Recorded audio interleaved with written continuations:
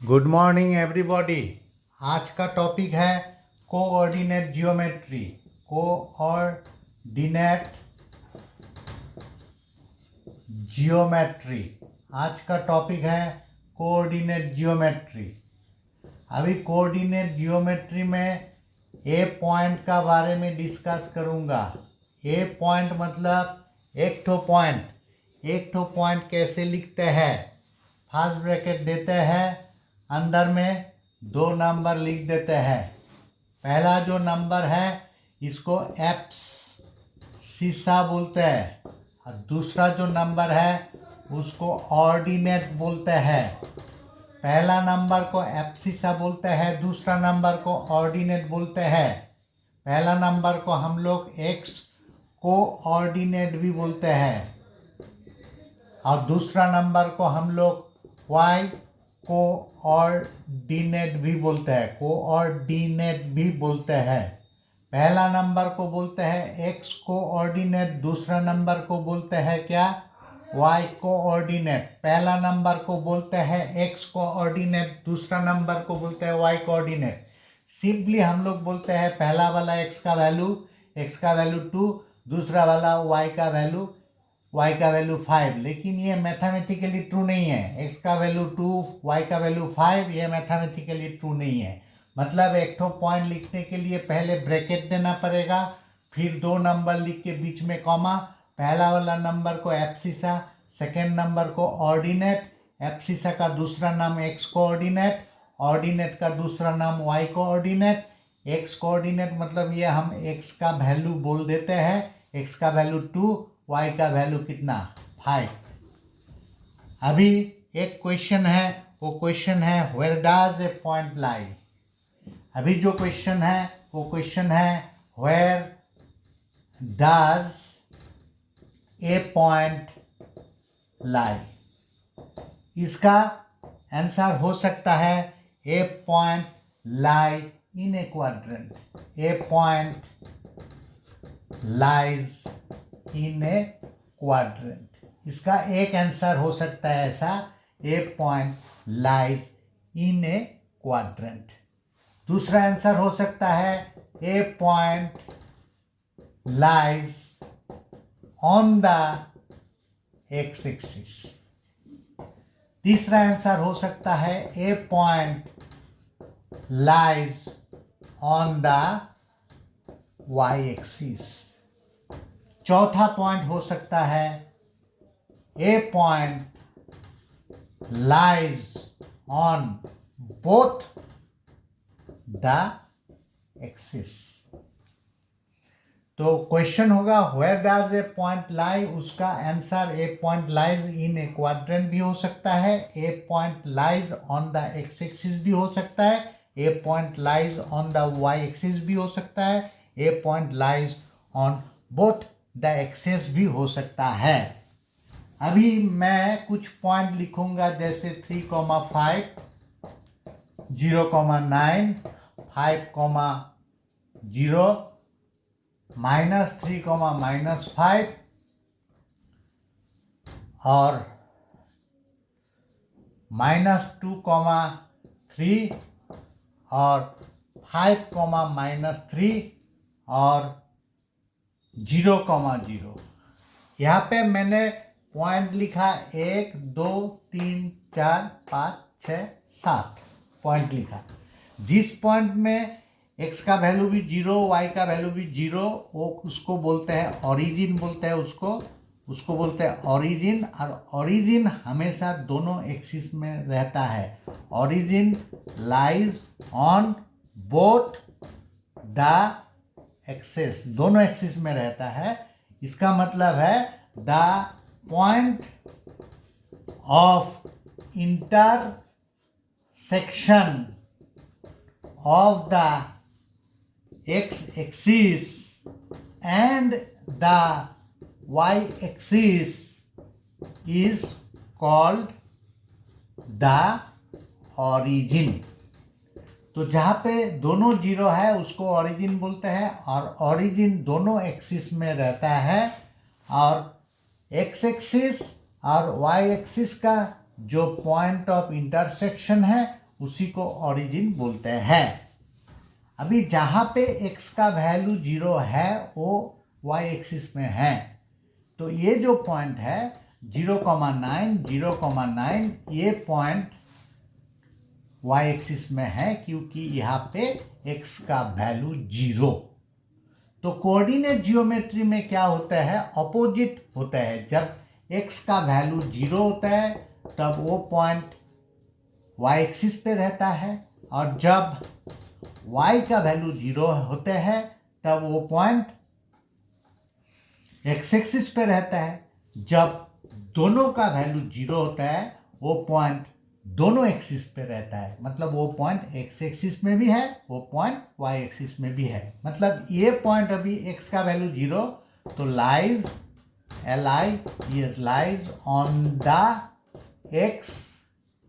x का value 0 lies on the y axis, opposite होते हैं।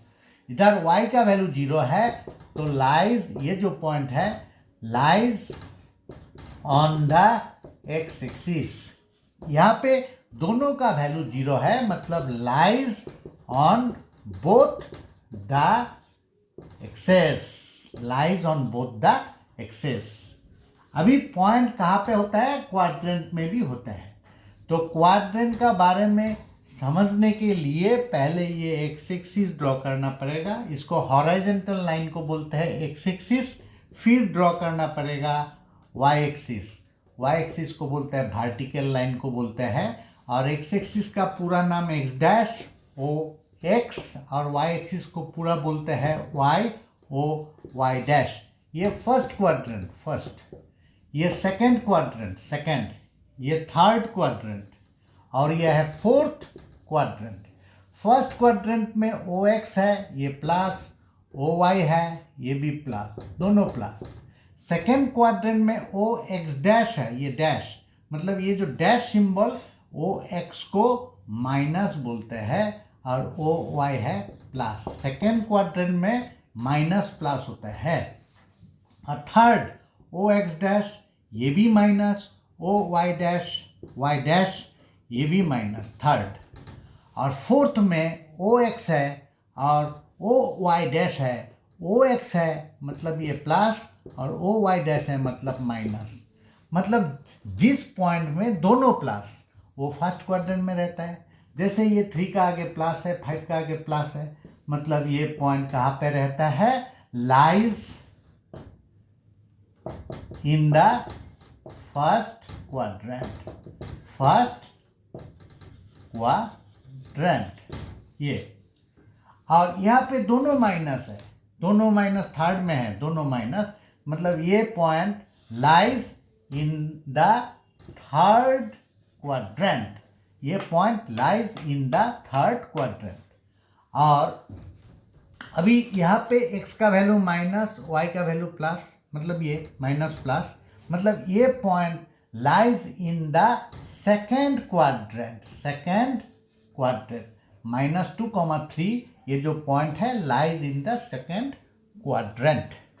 अभी ये जो पॉइंट है 5 और कितना -3, 5 मतलब +5 और -3 मतलब 5 मतलब +5 और -3 मतलब ये माइनस y, तो x का वैल्यू प्लस y का वैल्यू माइनस, ये फोर्थ क्वाड्रेंट में होता है। मतलब ये जो 5, -3 पॉइंट है ये फोर्थ क्वाड्रेंट में रहेगा। अभी दूसरा एक क्वेश्चन, एक पॉइंट का डिस्टेंस निकालने बोल सकता है। So find the distance of the point -3, -4 from the x axis। Coordinate geometry में क्या होता है, जब x एक्सिस से एक पॉइंट का डिस्टेंस निकालने बोलेगा तो वो पॉइंट से जो y का पॉजिटिव वैल्यू है वही लिखेंगे। y का वैल्यू -4 है लेकिन डिस्टेंस हमेशा पॉजिटिव होता है, मतलब ये जो पॉइंट है -3, -4, ये पॉइंट का डिस्टेंस x एक्सिस से होगा 4 यूनिट्स, 4 यूनिट्स होगा। तो उसी तरह find the distance of the point -3, -4 from the y axis. Coordinate geometry में ऑपोजिट वाला सोर्स रखना पड़ता है। डिस्टेंस निकालने बोला कहाँ से? From the y axis, y axis से निकालने बोला, इसीलिए x का जो पॉजिटिव वैल्यू वो होगा डिस्टेंस, क्योंकि डिस्टेंस हमेशा पॉजिटिव होते हैं। तो ये पॉइंट का डिस्टेंस y एक्सिस से होगा 3 यूनिट्स। अभी ये पॉइंट का डिस्टेंस -3, -4, ये दोनों पॉइंट का डिस्टेंस ओरिजिन से भी निकालने बोल सकता है। Find the distance of the point -3, -4 from the origin. और जब भी ओरिजिन से डिस्टेंस निकालने बोलेगा तब पहले एक ठो स्क्वायर रूट देंगे, उसका बाद जो x का वैल्यू -3 है उसका स्क्वायर लिखेंगे, फिर प्लस y का वैल्यू जो है -4 उसका स्क्वायर लिखेंगे, -4 होल स्क्वायर। मतलब स्क्वायर रूट माइनस का स्क्वायर होता है माइनस माइनस प्लस, 3 का स्क्वायर रूट 3 3 9, माइनस का स्क्वायर होता है माइनस माइनस प्लस, 4 का स्क्वायर होता है 4 4 16, और ये स्क्वायर रूट 25, और 25 का स्क्वायर रूट होगा 5, क्योंकि 5 5 जा 25 होता है, इसीलिए 25 का स्क्वायर रूट होता है 5। मतलब -3, -4 पॉइंट का ओरिजिन से डिस्टेंस कितना? 5 यूनिट्स। ओरिजिन से डिस्टेंस कितना? 5 यूनिट्स। तो अभी एक पॉइंट का और एक तो डिस्कशन करेंगे। जैसे ये line passes through the point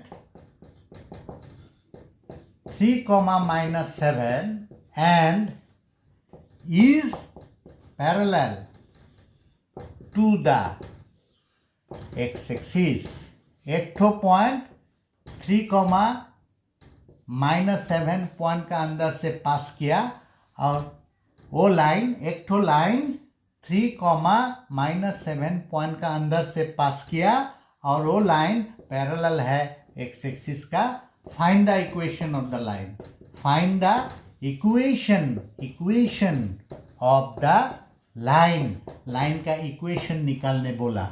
मैंने बार बार एक ही चीज बोलता हूँ, कोऑर्डिनेट जियोमेट्री में जो सोचना पड़ता है थोड़ा ऑपोजिट।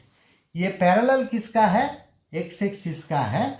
तो पॉइंट से हम y का वैल्यू लिखने से, मतलब y इज इक्वल टू दे के y का वैल्यू लिखने से, y का वैल्यू है -7 और x का वैल्यू है 3, y का वैल्यू लिखने से ये जो इक्वेशन मिलेगा यही होगा लाइन का इक्वेशन। जो लाइन 3, -7 पॉइंट का अंदर से पास करता है, और वो लाइन एक्स एक्सिस का पैरेलल। एक्स एक्सिस का पैरेलल का मतलब है y इज इक्वल टू दे के पॉइंट से y का वैल्यू लिख देना पड़ेगा। कभी कभी इसको ऐसे भी लिखते हैं, 7 को इस तरफ ट्रांसफर करके लिखते हैं, y + 7 इज इक्वल टू 0। मतलब जो लाइन 3, -7 पॉइंट का अंदर से पास किया, और जो लाइन एक्स एक्सिस का पैरेलल है, उस लाइन का इक्वेशन क्या है? y इज इक्वल टू -7 भी हो सकता है, और -7 को इधर ट्रांसफर करेंगे तो y + 7 इज इक्वल टू 0 भी हो सकता है। अभी इसी क्वेश्चन को थोड़ा चेंज कर दिया मैंने। लाइन किस पॉइंट का अंदर से पास किया? 3, -7। अभी लाइन कैसा है? पैरेलल। लाइन पैरेलल किसका है? y एक्सिस का। कोऑर्डिनेट जियोमेट्री में थोड़ा उल्टा सोचना पड़ता है। y एक्सिस का पैरेलल बोला, इसीलिए x इज इक्वल टू दे के पॉइंट से x का वैल्यू लिख देंगे।